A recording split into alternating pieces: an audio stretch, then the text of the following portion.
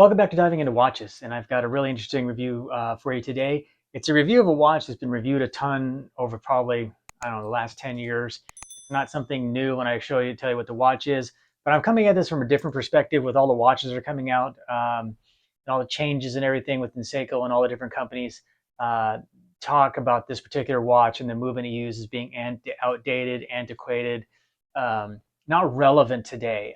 And that watch is the SKX009K1, which is the US version, and J is the Japanese version, the JDM, Japanese domestic market version. And a lot of talk today about is that the SKX is overrated, it's outdated, the 7S26 movement is not relevant anymore. And I kind of have to laugh when I see those reviews, people putting the watch down, ragging on the watch. That's like an antique car collector saying a 68 Camaro SS or a 68 Corvette is irrelevant and outdated and antiquated, and the motor's old and there's better technology. You should make it a restaurant and put an LS motor in that. Really, are antique cars really are they really antiquated? Are they outdated? And it just kind of goes for the Seiko SKX009 and the 007. Yes, it's a 7S26 movement. It's a non-hacking, non-hand winding. You have to do the good old variable Seiko shake to get it to wind. But just because that doesn't make it a bad movement, doesn't make it an antiquated movement. It is an older movement, and yes, people do upgrade them to the NH36 movement, which is the day-date adjustment. But then that takes away from the originality of the watch. To me, the collectability of the watch. It's not authentic. It's not the original one. This one I got in 2018 for my family for Father's Day. I'll never get rid of this watch. I keep this in the pristine condition that the day I got it, and it gets a ton of wear. Worn it over 5 years now, and I just recently had it serviced. And I've had some people tell me, "Oh my God, why would you service that watch?" I'm like, okay, well maybe 6, 7, 10 years ago you wouldn't service it because they were only $200 and you could buy a new one. But you can't replace them anymore. Watches in this condition go upwards of over the SKX 09 and 07 go upwards of over $1,000 in pristine condition. So that's why I service it. That's why I take care of it. It is not an irrelevant watch. It is not an outdated watch. It is an iconic watch. And for many, many people in the watch community, these are the watches, the 007 and 009, are the ones that got people into the watch community, that got them into watch collecting, got them to the love of watches, the horology of watches. So this thing is anything from far from antiquated or outdated, or it's a crappy movement, it's an irrelevant movement. That's saying that anything that's antique and collectible is outdated and irrelevant, which is just, this is just strictly my opinion, and someone I'm sure in the comments will disagree with me because there's definitely watch snobbery out there. But like everything, everybody's entitled to their opinion. Some stink more than others. But I think the true watch enthusiasts, I think the true watch collectors would agree with me that it's not an outdated watch. It's not an antiquated watch. It is a great watch to own with your collection. It's a great watch to have in your collection. It's a fantastic watch to wear. It's highly recognizable. It goes with anything. You can do anything with it. It's an ISO certified rated dive watch that people still use in dive today, and people still want them. Unfortunately, they were discontinued in 2019. They started making them back in 1996. I fortunately got to pick mine up a year before they discontinued, and now you can only get them on the gray market, the used market, and even in beat up condition, they go for $200 to $300. In pristine condition, new box papers, you're going to be over $1,000. If you disagree with me, put in the comments. It's okay with me. You're not going to hurt my feelings.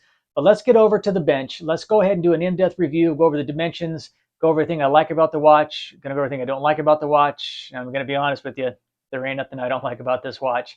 It does have the little QC issue of the pip not lining up the top, but you know what? It's just those little quirky things that make the watch unique. So forewarned is foreknowledge. So let's get over to the bench. Let's take a review of the Seiko SKX009K1. All right, everybody. Here is the absolutely gorgeous, gorgeous Seiko SKX009K1. As I said earlier, this is the American or the US market version. Got a little bit of a smudge on here.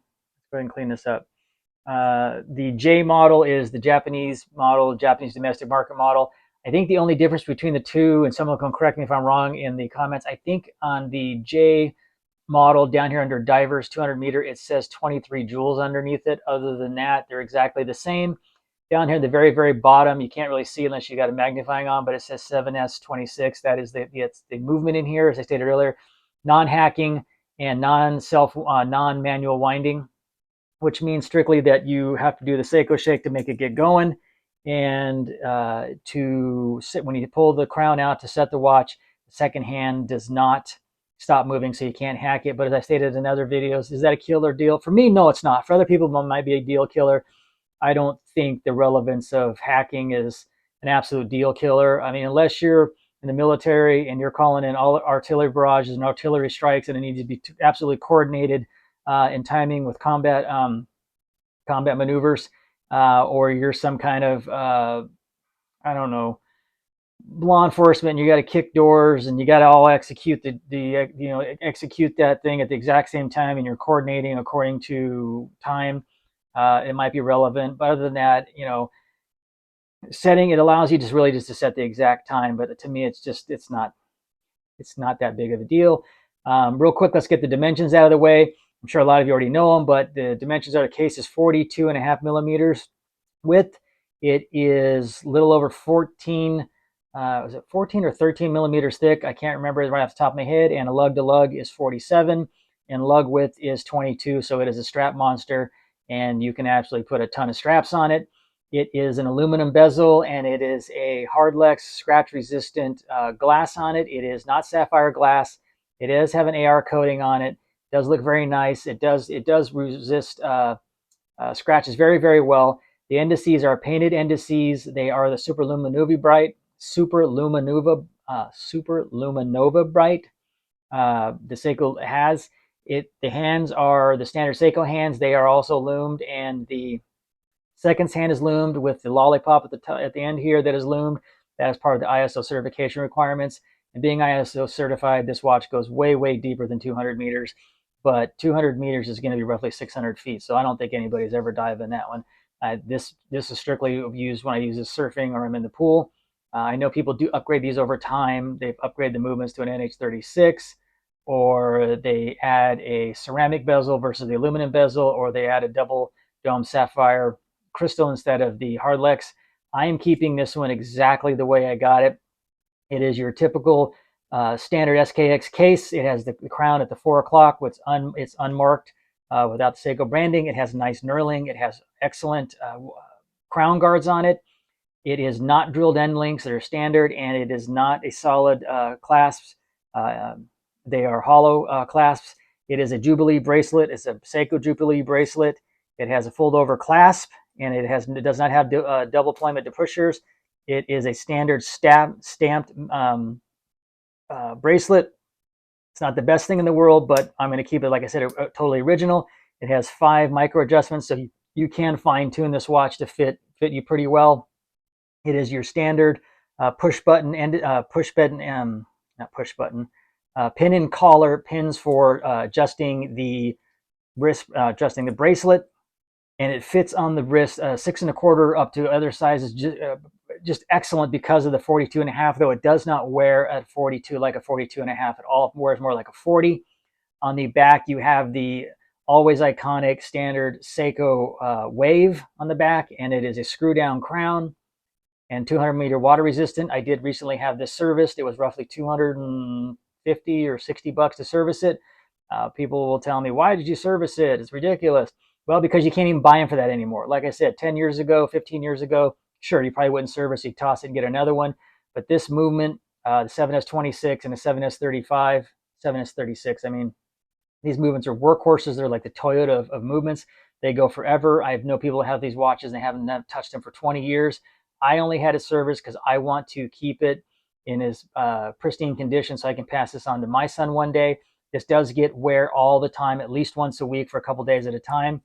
The last service, he cleaned it all up. You can see there's no scratches in the clasp. I keep it in very good condition, and I do use it. I did not wear this my last 2.5 years in the military, and I retired in 2021. But you could definitely wear this. Would be an excellent military watch, probably the 007, just because of the black on black.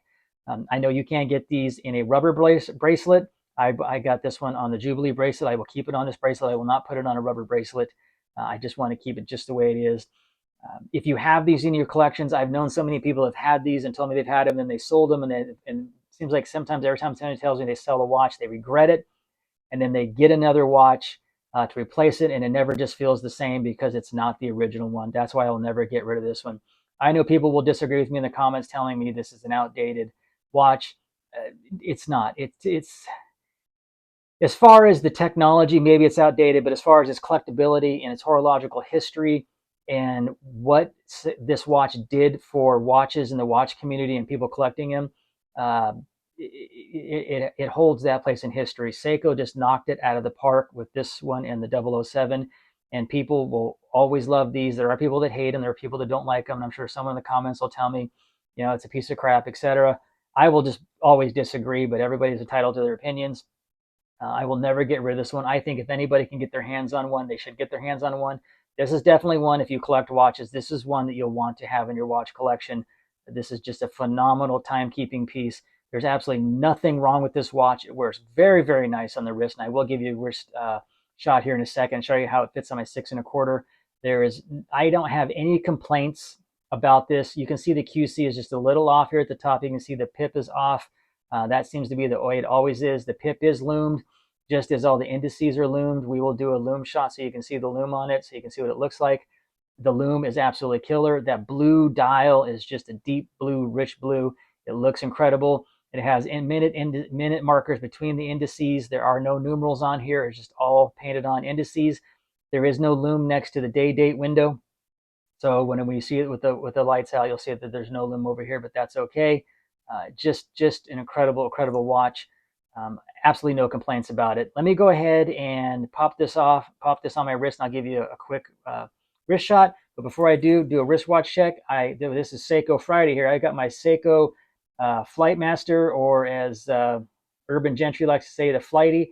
I picked this one up after Seiko reintroduced it. They had discontinued it for a while, and I absolutely just had to pick one up. That dome sapphire crystal, the way it distorts, hard Lex actually, and it is a quartz movement. This is just such an iconic watch, like the 009 and 007. I will get a review done on this one. Just an absolute incredible watch. I love this one. I have it on a 2-piece elastic strap, kind of a NATO style, and it just fits so well on the wrist. I absolutely love this watch. You could use this as a dual time zone, because you can see down here in the bottom, you could have set another time zone if you wanted to. Just a great historic piece. And I know there's a love-hate with this too with people, but I absolutely love this watch. But enough of this watch. Let's get the 009 on the wrist and take a look and see how it looks on the wrist. Okay, there it is on my 6 1/4 inch wrist. You can see that this Jubilee bracelet looks absolutely beautiful on this watch. It's just absolute pure class. It fits very nicely. The female end links allow that to taper down excellent and not overhang the wrist at all. For 42.5, it fits a small wrist very well. It'll fit a large wrist very well also. The polish case is all polished. There's only some brushing on the Jubilee bracelet with the center being polished. They just coordinate really well together with that coin edge bezel on the crown. I'm sorry, on the coin edge on the bezel is very nice and very grip. It is 120 clicks, unidirectional, and it just feels solid. The clicks are solid. Everything is just solid about this watch. It's a fantastic watch. It has about a 40-hour power reserve, so you can definitely take it off and leave it off for a couple days, and you can put it back on and it'll be just fine. I think the specs on the movement is -15 to +40. I think last time I put this one on the time grapher over here, I'm not going to do it today, but last time I put it on the time grapher, I was like -5 to -6 seconds a day. That was right after I got it serviced. When you first wind it, it's not very good, but after you've worn it for a day or so and then you put it on a time grapher, you get a true indication of how well it's doing. It just looks absolutely incredible on the wrist, and every time I put it on, it just puts a smile on my face. How can having and wearing a classic, iconic timepiece not put a smile on your face? How can someone not like this watch? Just an outstanding piece. As I said earlier, I have absolutely no complaints. Could the bracelet be a little bit better? Sure, but that's the nature of Seiko with their stamped clasp. That's just the nature of the beast. There are companies like Long Island, Stratco, and a few other that have some nicely upgraded, better quality Jubilee bracelets you can put on these, but I want to keep it original. I'm going to keep it like it was the day I got it from my family. All right, let me pop this off, pop the other watch back on, and we'll get a lume shot for you right now. There is the super luminous bright. You can see how very bright it is, how good it looks. It's 5 years old and it still glows absolutely perfect. The lume pip at the 12, the lume on the lollipop on the second is awesome. The lume just glows for a long time. I'm not going to do a rundown on it. Everybody's seen enough on how well this lume holds up. This lume holds up very, very well. And this is just from the light in the room. I didn't even hit it with my black light to really charge it up. And you can see just from the little bit of light in the room how well it does. Just a fantastic watch. And you can see over here at the 3 o'clock, there is no lumed pip. But other than that, it looks absolutely fantastic. Well, there you go, folks. There is the review and the dimensions of the SKX009K1. Let's go back over to the studio and I'll give you my final thoughts on what I think of this watch and why you should put one in your collection if you can get your hands on one. So enough talking about this absolutely gorgeous watch. I can look at this thing all day long. Let's go back over to the studio and give you my final review. All right, there you go, folks. There is the in-depth review and the dimensions of the SKX009.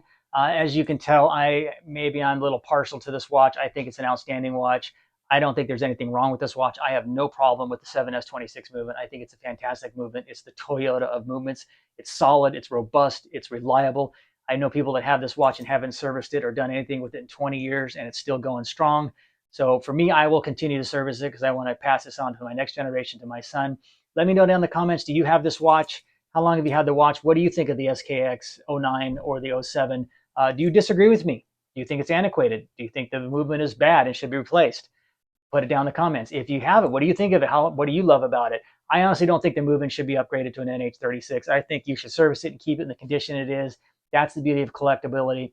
Just like if I had a 68 Corvette, I would keep it bone stock. I have an 01 Lexus with 250,000 miles on it that I passed on to my son. It is as pristine and as clean in condition as the day it came off the showroom floor. Shows its age, but it's still a fantastic, solid car. If you take care of things, I think they'll last a long time. And that's the beauty of things that last, that go. Just because they're old doesn't mean that they're antiquated, doesn't mean that they're outdated, doesn't mean that they don't hold their value. But not everything old holds its value. But this is one of those watches that I think will be an horological history item for a long time. This is one of those watches that got everybody, included in myself, down that rabbit hole of watch collecting and the love of watches and the love of horology and love of mechanical watches, even though I do have quartz ones. Mechanical, just the gears and the wheels and everything about it. Let me know if you disagree. I think there'll be more that disagree. I think there'll be more people that agree with me than disagree with me. Hey, please make sure you hit that subscribe button. Give us that thumbs up. We appreciate everything, all the support we're getting. We get lots and lots of good comments. So we know we're hitting the right thing. We're doing the right thing. We're getting that algorithm out there.